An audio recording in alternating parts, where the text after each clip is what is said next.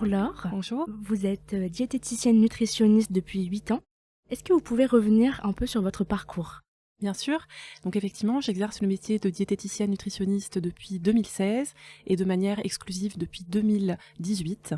J'étais auparavant orthophoniste depuis 2011. Donc j'ai exercé auprès d'enfants et auprès d'adultes en milieu hospitalier et en milieu libéral. Et puis je me suis tournée vers un autre métier. Je me suis reconvertie vers le métier de diététicienne et maintenant j'exerce en libéral, toujours auprès d'adultes et auprès d'enfants. Qu'est-ce qui vous a donné envie de vous reconvertir vers ce nouveau métier? Dans mon métier d'orthophoniste, je prenais en charge des enfants qui avaient des troubles alimentaires et des adultes et des personnes âgées qui étaient atteints de troubles de la déglutition.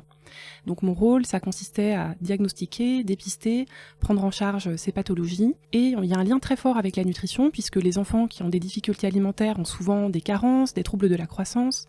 C'est le cas aussi pour les personnes adultes et les personnes âgées qui ont des troubles de la déglutition. Comme ils ont du mal à s'alimenter également, on se retrouve avec des pertes de poids et des personnes qui n'ont plus le plaisir de manger du tout. Et en fait, ces différents types de pathologies m'ont donné envie de m'intéresser à la nutrition. Il y avait un lien très fort entre le métier d'orthophoniste et le domaine de la nutrition. Et au fur et à mesure de ma pratique en orthophonie, j'ai eu envie de m'orienter vers le métier de diététicienne parce que le domaine de la nutrition m'intéressait énormément, m'a vraiment donné envie de changer de métier. Et c'est pour cela que j'ai donc arrêté mon activité d'orthophoniste pour me consacrer au métier de diététicienne. Est-ce qu'il y a des compétences que vous avez pu acquérir en tant qu'orthophoniste qui aujourd'hui nourrissent votre travail de diététicienne nutritionniste?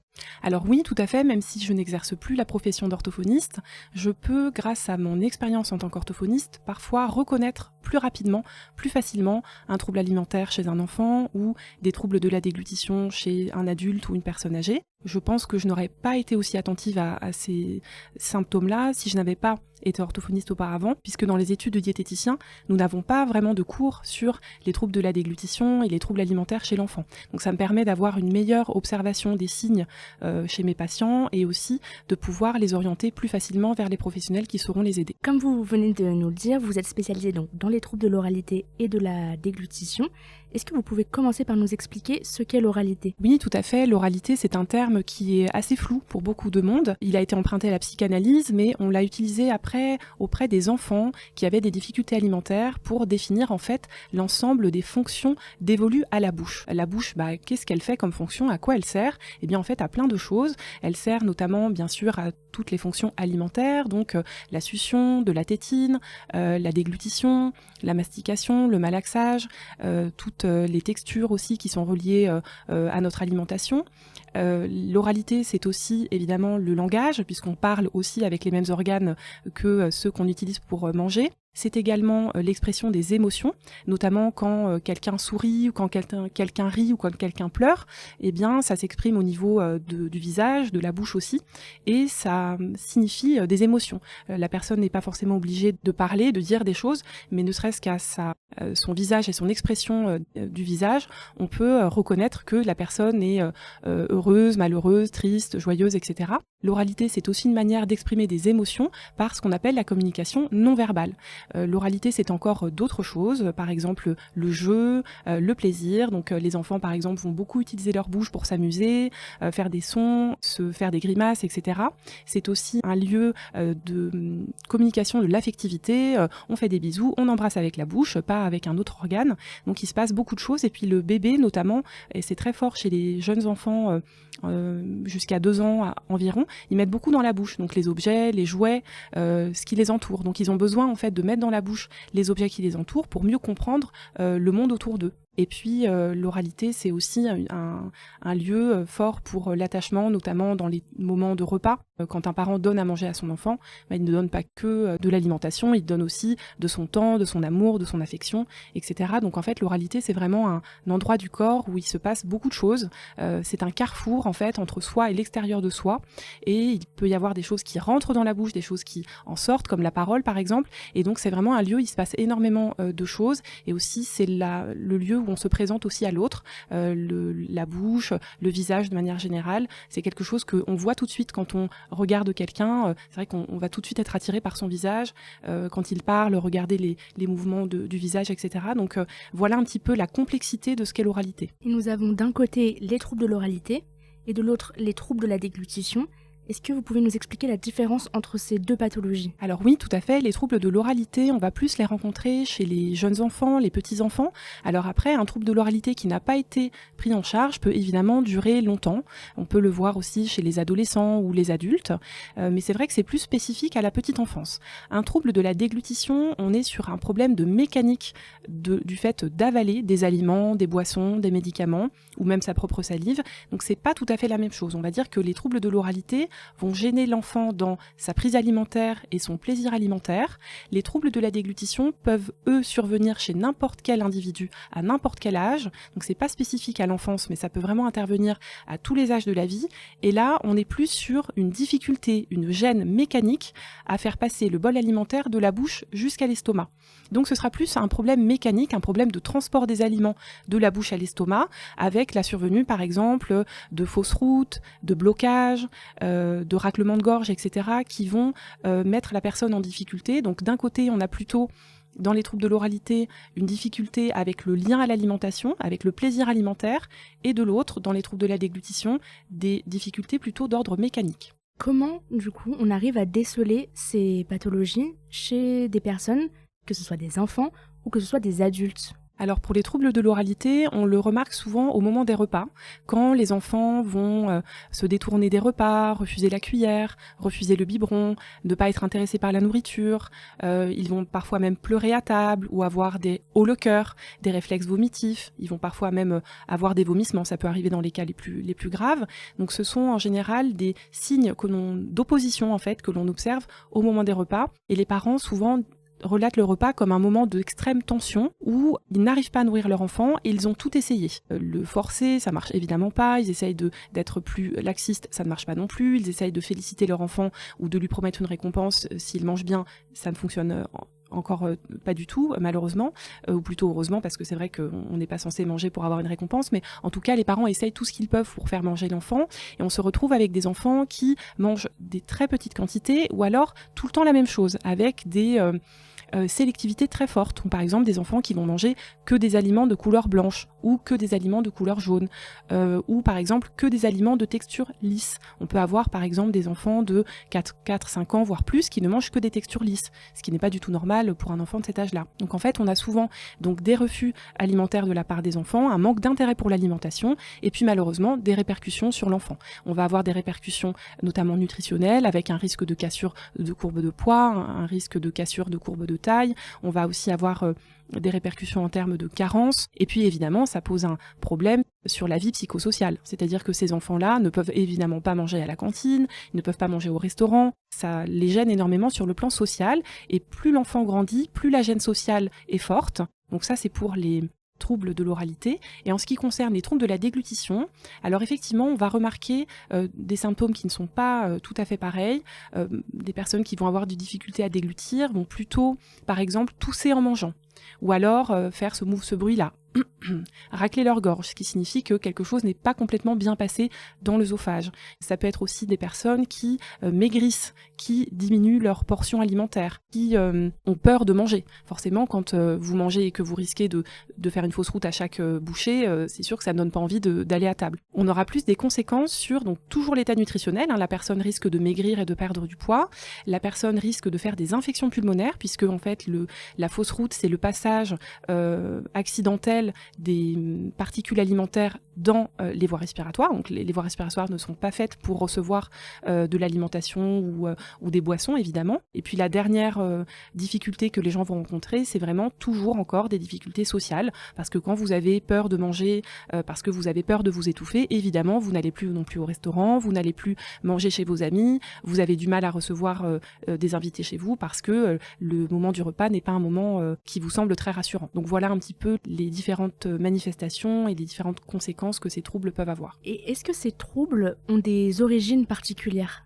Alors oui, tout à fait. Pour les troubles de l'oralité chez l'enfant, on retrouve souvent ces troubles chez des enfants qui ont eu un passif douloureux avec l'oralité. Je vous donne un exemple. Par exemple, des enfants qui vont naître avec une malformation du palais, de la gorge, qui vont avoir eu une naissance prématurée avec un séjour en réanimation néonatale. Ils vont avoir des sondes, des intubations, des ventilations. Par exemple, des enfants qui vont avoir vécu des pathologies telles que des allergies alimentaires ou alors des pathologies digestives ou des pathologies cardiaques. Alors souvent, ces enfants-là ont une relation à l'alimentation qui est difficile parce qu'en fait, comme ils ont été beaucoup médicalisés tout petits, ils ont eu des difficultés à prendre l'alimentation à cause de leur maladie. En fait, leur maladie les a empêchés d'avoir une alimentation apaisée et d'avoir un intérêt pour l'alimentation. Souvent, d'ailleurs, ce sont des enfants à qui on a dû poser des nutritions par les veines ou alors des sondes nasogastriques, c'est-à-dire des nutritions artificielles.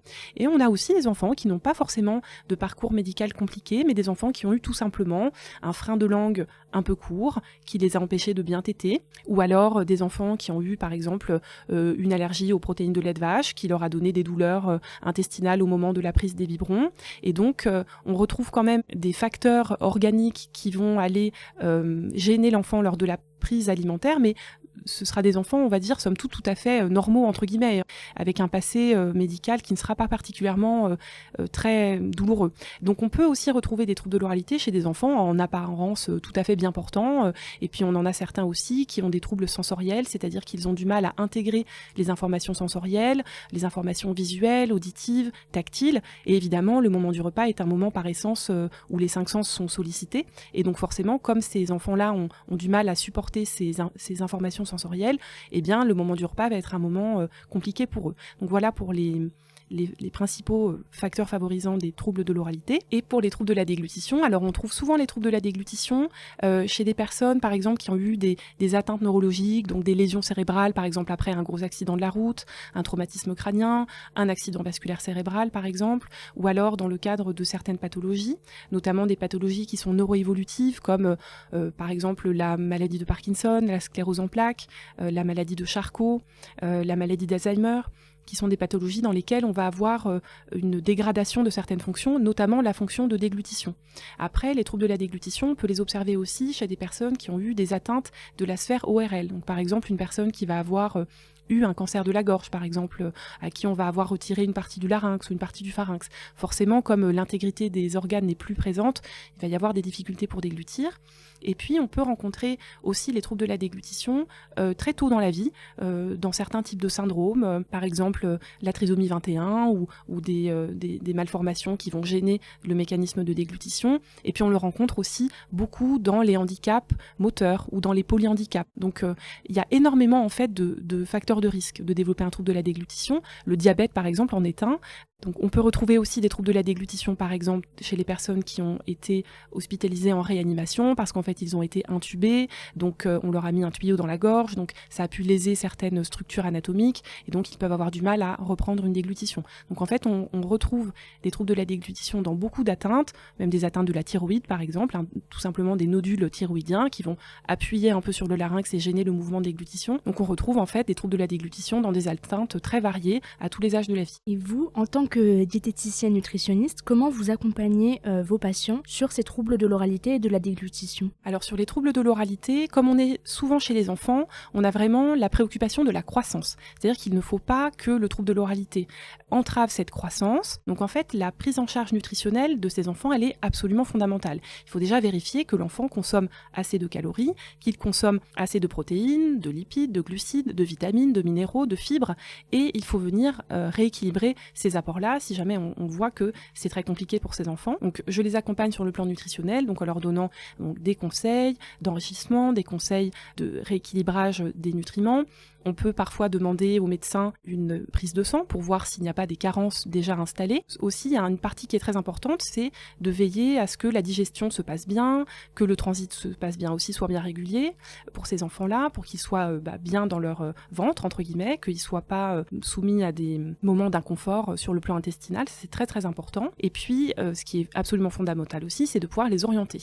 Parce qu'en fait, en tant que diététicien, on ne peut pas du tout, à soi tout seul, rééduquer en fait diabète, l'oralité. Nous, on est là pour prendre en charge les conséquences nutritionnelles du trouble, mais on ne peut pas agir sur le trouble en tant que tel. Ça nécessite des compétences, par exemple d'un orthophoniste ou d'un ergothérapeute ou d'un psychomotricien ou d'un psychologue aussi, parce que parfois il y a des choses très psycho-affectives aussi dans ces troubles de l'oralité. Donc c'est vrai que c'est très important pour les parents, parce que souvent ils se sentent quand même très seuls face à ces troubles de l'oralité. En ce qui concerne les troubles de la déglutition, alors on va avoir plusieurs aspects à traiter, notamment l'aspect des textures, c'est-à-dire que l'orthophoniste va nous donner la texture qui est la plus appropriée pour le patient, et nous, eh bien, on va devoir, en tant que diététicien, faire en sorte que tous les nutriments puissent être apportés via cette texture-là. Donc ça demande quand même un gros travail de vérification des apports nutritionnels, et puis on va aussi, dans certains cas, prendre en charge les troubles nutritionnels associés, parce que souvent ces personnes-là ont perdu du poids avec leurs troubles de la déglutition, donc il faut reprendre le poids qui a été perdu, bien sûr. On va aussi les accompagner sur la partie hydratation, parce que vous pouvez parfois ne pas faire forcément de fausses routes avec des aliments, mais faire des fausses routes avec des boissons. Donc en général, quand vous faites des fausses routes avec des boissons, vous avez très peur de boire et vous arrêtez de boire de l'eau. Donc vous êtes complètement déshydraté. Donc on va avoir un rôle aussi de leur dire, bah voilà, dans un yaourt, il y a 85% d'eau. Donc en fait, on va aussi pouvoir travailler évidemment en équipe pluridisciplinaire pour permettre aux patients d'avoir une prise en charge qui soit la plus complète possible. Grâce à la recherche scientifique, les concepts évoluent. Et c'est aussi le cas des terminologies qui changent. C'est le cas pour le trouble de l'oralité, c'est le terme qu'on a utilisé depuis le début de l'entretien, mais c'est pas vraiment le terme officiel. Est-ce que vous pouvez un peu nous détailler cette précision ? Alors tout à fait, le terme trouble de l'oralité, en fait, il est caduque, il n'est plus vraiment utilisé, en tout cas sur le plan scientifique. Alors il est encore très fortement utilisé dans la tête de beaucoup de professionnels de santé, des orthophonistes, des diététiciens, même des médecins, parfois aussi des assistantes maternelles, des infirmières puéricultrices. Elles ont souvent, ils et elles ont encore ce terme-là dans la tête, mais c'est vrai que ce terme a changé. Ce terme n'existe plus en tant que tel maintenant, puisqu'en 2019, nous avons eu une nouvelle appellation officielle des troubles de l'oralité, et maintenant on les appelle les troubles alimentaires pédiatriques.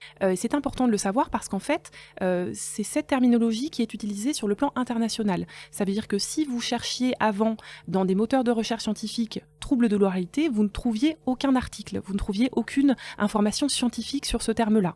Maintenant qu'on appelle ça un trouble alimentaire pédiatrique, eh bien c'est un terme qui est utilisé dans le monde entier, qui permet du coup de rassembler les études scientifiques sur cette thématique-là. Et si jamais vous cherchez des informations sur les troubles alimentaires pédiatriques, Pediatric Feeding Disorder en anglais, vous trouvez des articles sur Internet, vous trouvez des articles sur les moteurs de recherche, ce qui n'était pas le cas avant. Vous parliez d'évolution scientifique permanente. Comment vous vous adaptez en tant que diététicienne nutritionniste à ces évolutions ? Le métier de diététicien nutritionniste est énormément soumis à des évolutions de pratiques. C'est très important de se tenir à jour des dernières recommandations, de faire de la veille scientifique, de se former. Parce qu'effectivement, les recommandations, elles évoluent selon l'évolution de la science. Donc, elles permettent d'être au plus près de ce qui est bénéfique pour le patient et de ne pas faire d'erreurs. Et puis, évidemment, bien sûr, ça semble assez logique, il est très important de se former en continu. La formation professionnelle continue, elle est indispensable chez les diététiciens à tous les âges. Et c'est pas parce qu'on est un diététicien proche de la retraite qu'on ne doit plus se former. Je pense vraiment que c'est important de rester au fait des dernières recommandations, des dernières avancées scientifiques. La nutrition, on est vraiment dans une thématique qui évolue énormément. Vraiment, ça bouge énormément. Donc, il faut rester vigilant à tout ce qui se passe. Et il se passe beaucoup de choses parce que la nutrition, ça touche quand même beaucoup de domaines. On cherche à améliorer sa pratique et améliorer nos prises en charge. Il ne faut pas oublier que au cœur de tout ça, c'est quand même le patient qui est là, qui vient nous voir, qui met sa confiance entre nos mains, qui nous confie ses difficultés et qui a beaucoup d'attentes envers nous. Et je pense que par considération pour lui, c'est pour ça qu'on fait ce métier, on doit donner le meilleur de nous-mêmes. Vous assistez à des formations, mais je crois que vous donnez aussi des formations. Oui, tout à fait. Je donne des formations, notamment pour la SSH-AISA, depuis déjà plusieurs années. J'ai commencé en 2012, donc ça commence à dater un petit peu. Je suis toujours très heureuse de pouvoir venir donner des formations à la SSH-AISA. Je donne des formations sur les troubles de la déglutition, notamment sur la prise en charge diététique. Que peut-on faire en tant que diététicien pour accompagner ses patients au mieux ? Je donne aussi des formations sur les troubles alimentaires pédiatriques. Cette formation-là, je l'ai créée avec la SSH-AISA en 2015 et nous avons été les premiers en France à créer une formation pour les diététiciens sur cette pathologie-là. Donc je suis très fière de ça. Et puis je donne également des formations sur les textures alimentaires et des formations sur l'aromathérapie puisque je suis titulaire d'un diplôme universitaire de phytoaromathérapie. Donc comment on peut utiliser ou ne pas utiliser les huiles essentielles en toute sécurité dans notre pratique de diététicien. Merci beaucoup Laure. Merci à vous.